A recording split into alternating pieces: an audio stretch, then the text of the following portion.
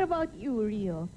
Ako nag-isip din ako dahil first time akong gagawa ng kontrabida role. Sabi ko, bagay ba sa akin? Oo O nga kaya eh. ko ba? Yun yung challenge, yun yung biggest challenge. Kasi itatransform mo talaga yung itsura mo, pati yung magiging character mo, na kailangan believable ka. Let's talk about the looks nga. How do you transform your looks? Sa akin, kumuha sila ng hairstylist. Oo, pinakulutan Makeup, ka. tapos pinakulot yung buhok Medyo mas ko. makapal ang makeup mo talaga Oo, doon. oo, yun. What about the clothes? Sila rin ang nagpo-provide ng clothes sa akin doon. Anong gusto nilang look? Corporate daw na minsan kailangan talaga yung mga kulay niya medyo nasa darker side. Ano bang kulay ng kontrabida?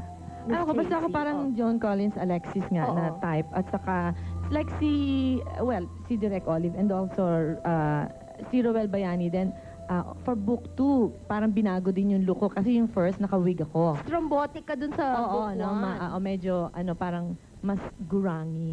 Oo, mas, So, dun sa book 2, parang ginawang mas glamorous. And I felt so relieved kasi I can use my own hair. Napagod Hindi ka sa kakawig?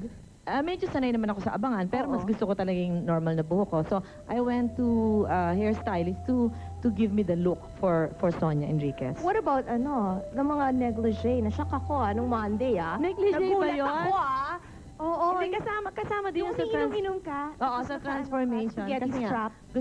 gusto nila medyo nakaganon. At saka, yun nga, to lose weight for the role, yun din, from book 1 to book 2, gusto magpapayat pa, so pressure din magpapayat. Kasama lahat yun sa look. And then sa makeup, I have a special makeup person. My makeup is thicker eyebrows, darker, para mas mukhang evil nga. Even the lipstick is darker.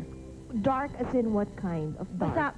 Basta pag ang eksena ko, hindi ako sweet. Oo. Ako'y very dark ang lipstick. Ngayon, pag morning scene na nasa hapagkainan, medyo nakakapastel pa ako. Pero pag mga kaanuhan na talaga, kasamaan na mga pinagsasabi kong magpapapatay ako ng tao or what, naka-dark Blood lipstick. red. Oo, at Ganon. kulay talong na lipstick ko. Okay. Hindi ba, in your Carmina? case,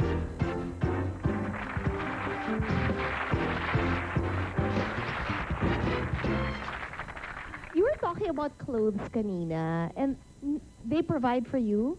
Ang nangyayari, may ex-deal, pero like now, yung pag ang ex-deal mo is puro blazer, I have to buy yung mga spaghetti straps, Yes. yung mga ganon, para naman sexy ka dun sa iba. Iba naman medyo tailored ang cut na suot mo. Bakit I have to look ganon? Pag different. kontrabida, sexy ang mga ginagamit pag natutulog. Pag good, naka-pajamas, naka-floral. Why kaya? Bakit may ganong Hindi ko lang kadramahan? alam.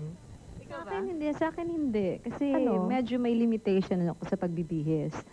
Hindi ako pwede ng medyo sleeveless Oo. o spaghetti strap. So what do you wear? Kailangan may sleeves lagi. Okay. Pero, satin-satin, di ba? Oo, Yun sa ang- atin ng pantulog, ganun din.